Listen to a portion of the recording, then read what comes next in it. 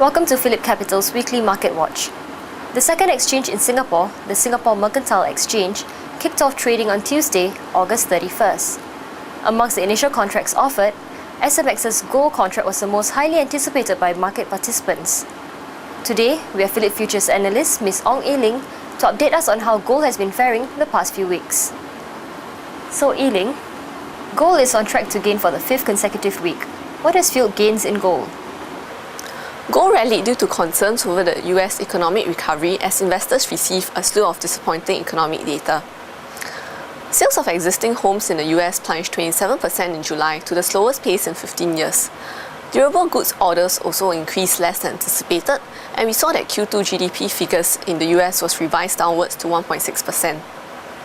Fears of a double-dip recession resulted to a flight to gold. Will the bull run in gold continue? Barring any unforeseen circumstances, gold is on track to reach 1,300 by the end of this year. The World Gold Council reported that identifiable investment rose by 118% in Q2 2010 from a year ago. The largest contribution of this rise came from the ETF segment of investment demand.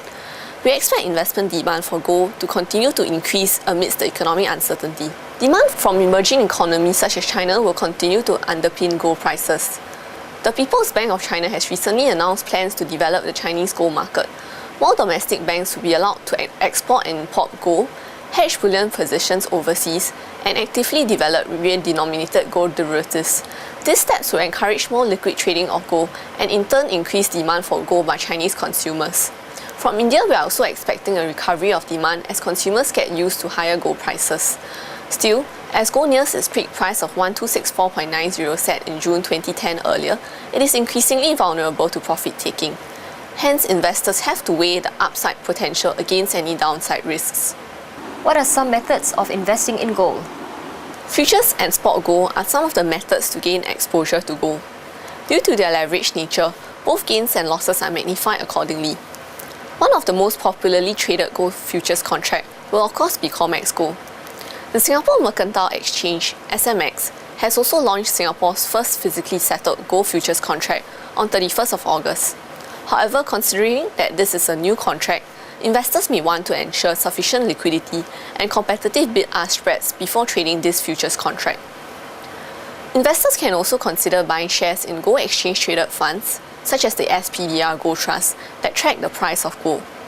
Ultimately, each investor has to consider his risk profile and intention before deciding which investment vehicle is most suitable for him.